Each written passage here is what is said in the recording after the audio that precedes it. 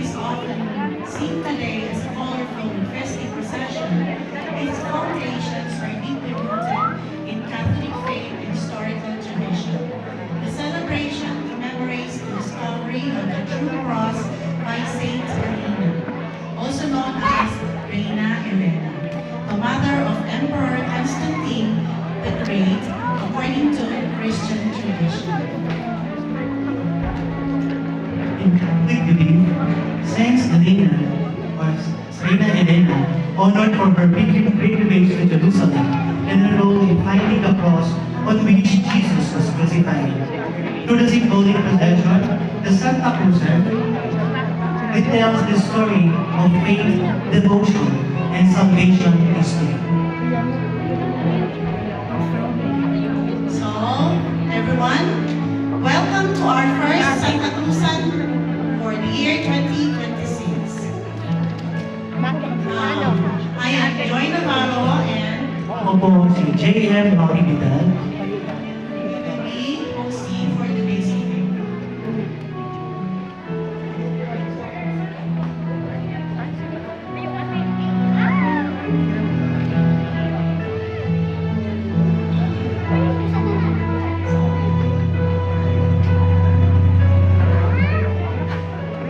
Let's begin our procession. We start with our Santa Cruzan 2026 Hermano Mayor, Brother Norman Gutierrez. Followed by our banner bearer, Sister Regina Carpio of FFJ. We acknowledge our Hermano Mayor, sponsor, and servant leader of this celebration, who upholds the devotion and unity of the community.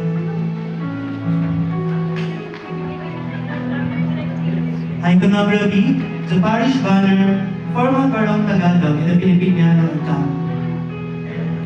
The little angels, bearers of Ave Maria, and flowers. Let's all welcome Life Isla Ilocan, Nene Yakin, Charmaine Venice Fernandez, Samia Altea Sabas, Alexi Johan Caliope, Rob Thomas Takiman, Cynthia Luz Luma, and Divina Shi Librando. Severine Angelica Moderes, Eric Faith Casiba will be escorting the Reina de los Angeles. these little angels and flower bearers symbolize purity, innocence, and Ave joy. Maria. As they lovingly offer flowers to our Blessed Mother, the angels also carry the Ave Maria, proclaiming their praise and devotion as they lead the procession with grace and reverence.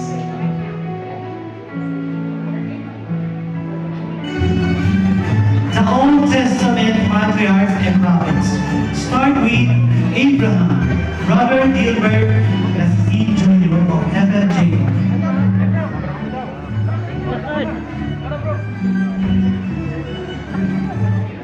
Long ago, in a world filled with uncertainty, God called a man named Abraham. He was asked to leave his homeland and journey to an unknown land with only one promise, that his descendants would become a great nation. Despite his old age and impossible circumstances, Abraham believed. His faith was tested many times, yet he trusted God completely. Through obedience and faith, Abraham became known as the father of nations, a man who showed the world what it means to trust God fully.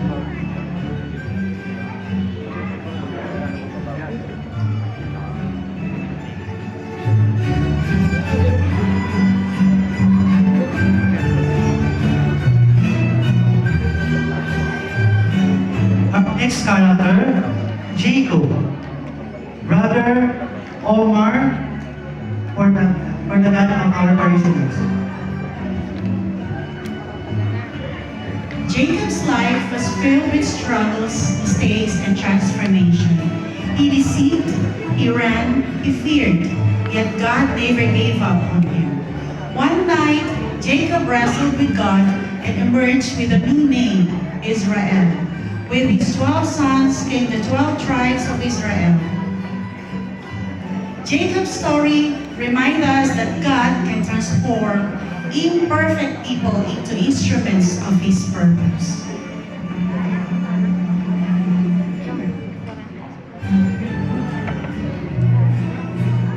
Brother Oscar Palomé Calcedonian will portray Moises.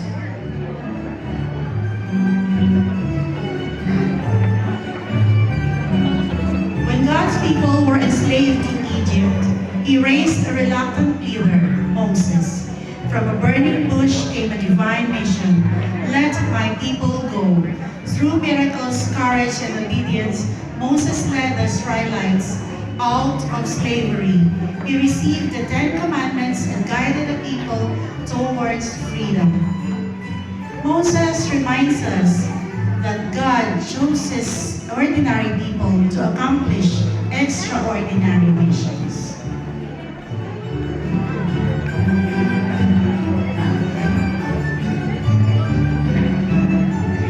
Our next character, Aaron, brother Edwin Kakaiman of El Shaddai.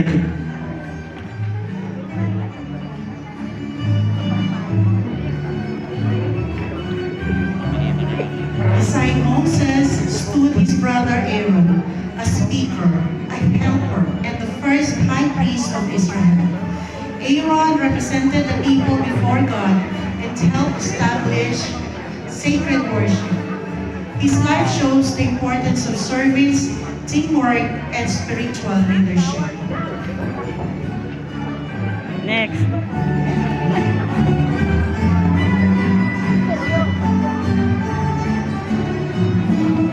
Manipis lang yung balbas mo. Harry David, our King David. Brad Edgardo Mario of FFJ. From shepherd boy to mighty king, David's journey was filled with courage and faith. With a sling and a stone, he defended the giant Goliath, proving that faith is stronger than fear. David was not perfect, yet he was called a man after God's own heart. Through victories and failures, he showed repentance, humility, and deep love for God.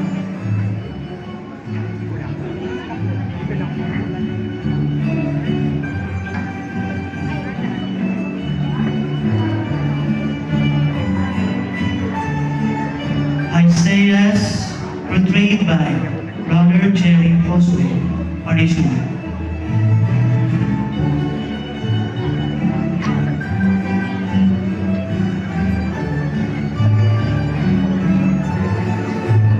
In times of darkness, the prophet Isaiah spoke words of hope and salvation.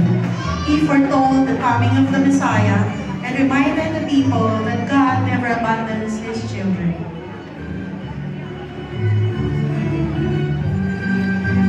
Isaiah's voice still echoes today, a message of faith, redemption, and light.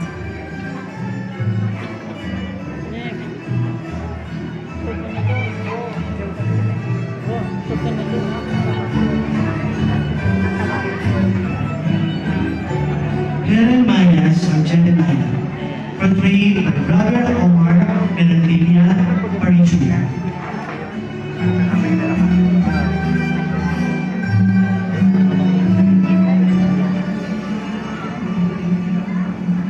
Jeremiah delivered God's warning during difficult times.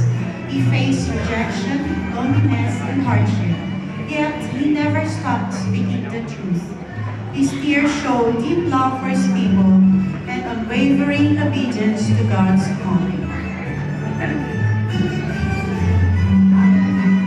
Tiyo na. Tiyo, tingin ka muna. Congrats, organizer.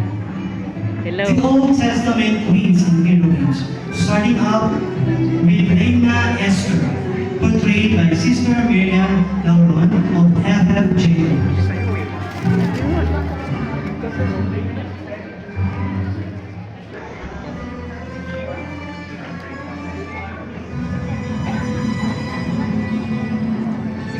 Esther was a young woman who became queen in a foreign faced corruption, she risked her life to speak before the king. Her bravery saved a nation. Her story reminds us we are placed where we are for a purpose. Reina Esther.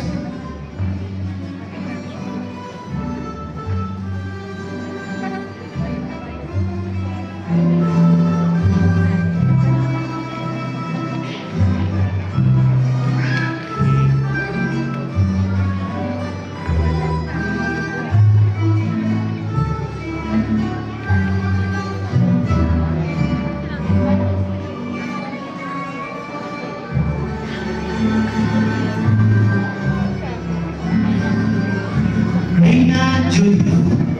Our Reina Judith is Sister Aisha Calrope of El Shaddai Group.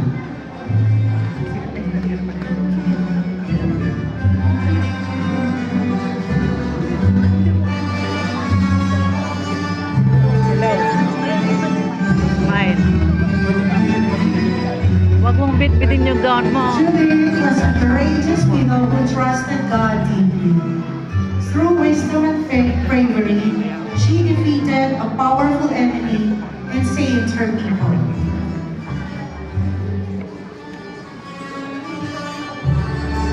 The iconography of Reina Judith is sword and regal attire. Reina Judith, she stands as a symbol of courage, faith, and divine strength. Reina Judith. Ikaw na, Reina.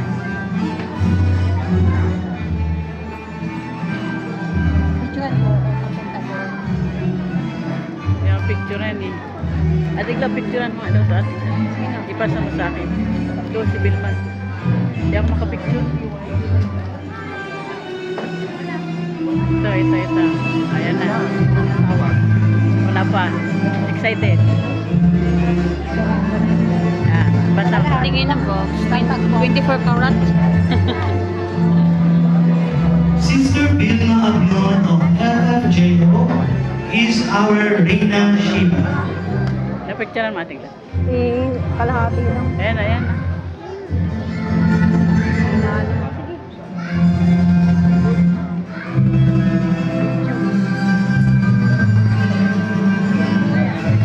Here, Solomon the Queen of Sheba traveled to witness it herself.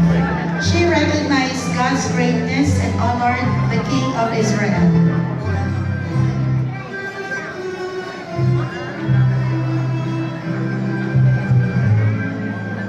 Her journey shows that wisdom and truth are treasures worth seeking.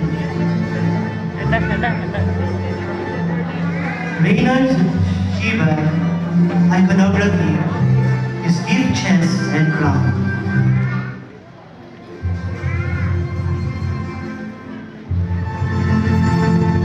Iyon na.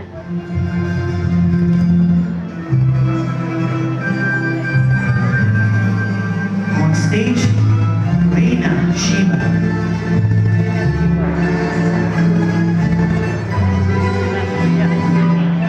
Ano ka, Tiyo? San Jose? Ba't wala kang ano sa ulo? Takip.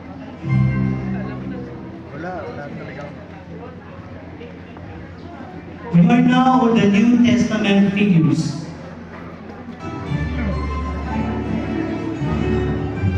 San Jose, portrayed by Brother Vidal Torres of El Shaddai Group.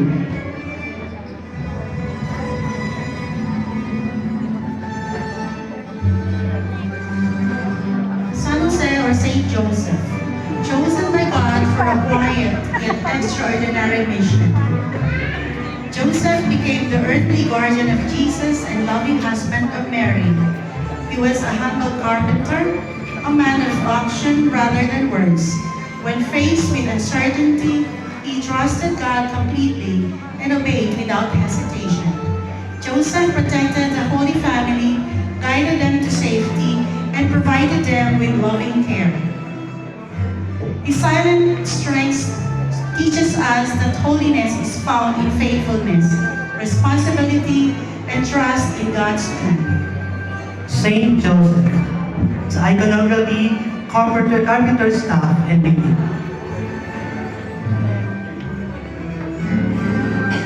Ito naman.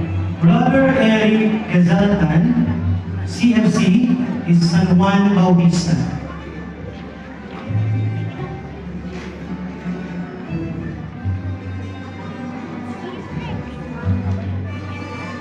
Before the ministry of Jesus began, a powerful voice cried out in the wilderness. John the Baptist called people to repentance and prepared the way for the coming Messiah. Clothed in humility and filled with courage, he baptized in the river Jordan and proclaimed, "Prepare the way of the Lord." He recognized Jesus as the Lamb of God and humbly said, "He must increase and I must decrease." John reminds us to live boldly for truth and prepare our hearts for God. San Juan Bautista, iconography, staff with cross, hammer.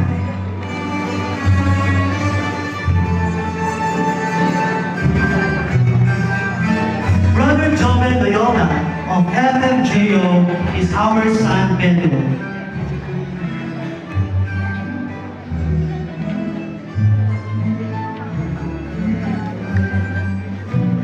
A simple fisherman named Simon was called by Jesus and given a new name, Peter, meaning rock. Impulsive, passionate, and deeply human, Peter walked on water, declared Jesus as the Christ, and witnessed miracles firsthand. Though he once denied Jesus in fear, he later became fearless in faith. After the resurrection, Peter led the early church with courage and love. From weakness came strength, from fear came faith. Peter reminds us that God can transform our failures into missions. Saint Peter, Saan ba? iconography, keys. Ito pala.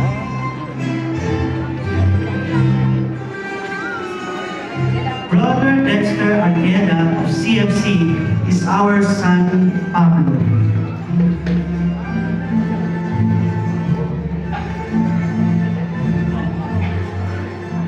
Once known as Saul, he persecuted Christians, and on the road to Damascus, everything changed. A divine encounter transformed him into Paul, one of the greatest missionaries in history. He traveled tirelessly across nations, spreading the gospel and writing letters that continued to guide the church today. Through hardships, imprisonment, and suffering, Paul declared, "I can do all things through Christ who strengthens me." His life is a testimony of radical conversion and unstoppable faith. San Pablo. San Pablo, iconography, sword, and book. Brother Badi Baganaya of El Shaddai Group is our San Juan Apostol. Ganda ng ibon baranto to.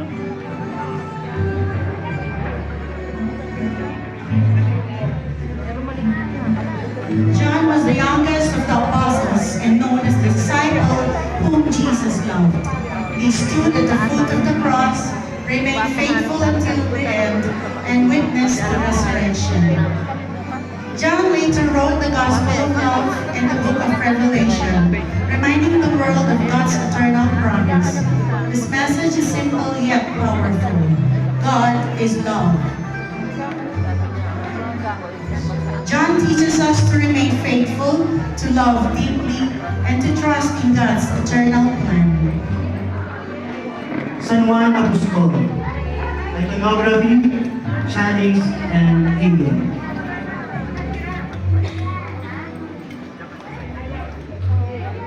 Rhino Smith.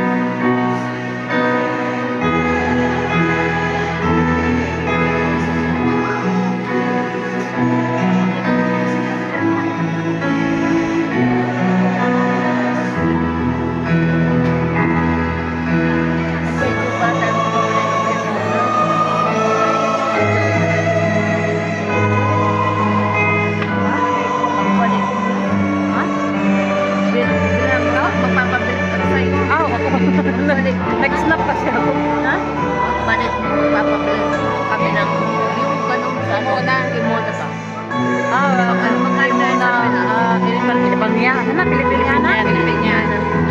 Ang gusto ko sa Pilipinas. Maganda yung pagka may ano pa Uwi sa ka ba? ating bahay. Uwi ka? Bagay. Para meron tayo. Pwede rin. Magkano Baka kaya sa baklaran. Hindi, baka sa baklaran. Ngayon po kami. Hindi man ako magbaklaran. Magbungol man ako. Wala pa nun sa ano.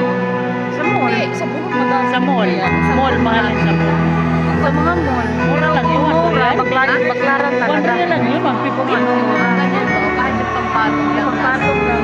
Kung ganun kay Celsa. Kung ganun kay Celsa. May ganun kay Celsa. Muna. Ganun kay Celsa. Pilipinas. Para ipapatong lang pa. Pwede yung itim ang ano na. Yan ang uso ngayon sa mga guro eh. Kaya sa atin.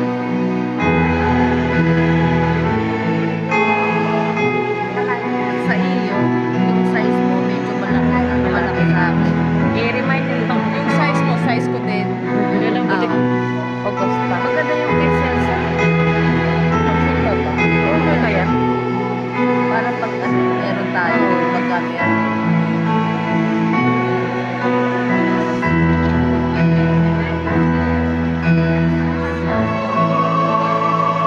Ano pala yun?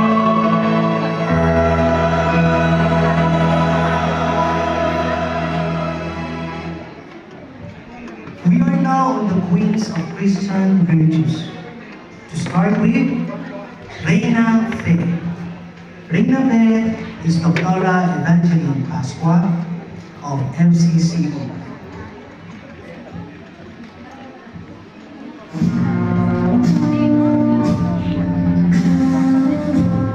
Reina Fe represents the unwavering faith that guides believers through life's journey.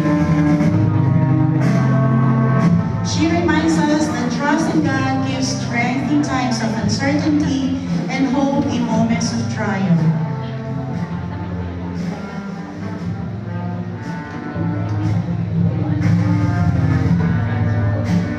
Her presence in the procession symbolizes the firm foundation of Christian life rooted in faith.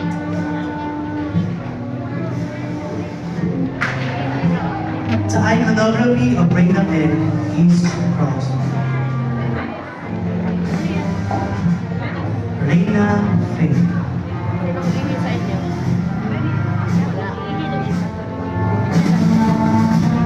Dito muna yung camera. Uupuan yan. Lagay mo yung bag mo. Wait. Uupuan Wala yan. mo nakaupo dito. Ay, wala. Kuya. Umuwi Uy na. Dito ka na. Ay, Sister Lenny Marie Zamora is our Reina Esperanza of FFJO. ikaw na, ikaw na.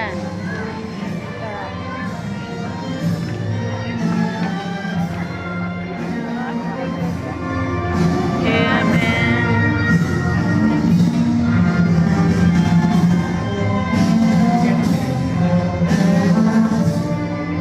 Reina Esperanza embodies hope that shines even in the darkest moments. She inspires everyone to look forward with confidence in God's promises, trusting that His love always leads us to brighter days. Her role reflects the virtue of optimism grounded in faith.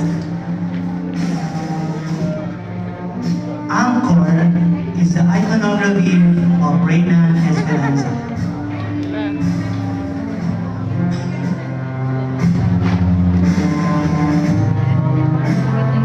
Reina Justicia. Reina Caridad.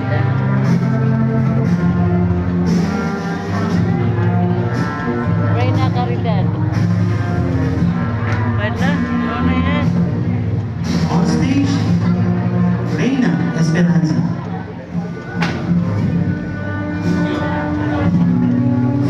Caridad na.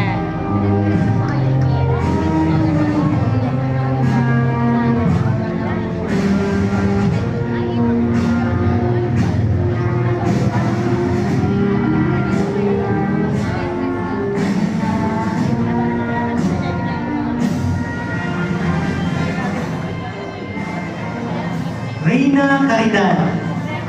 Hazel Tenedor of FFJ.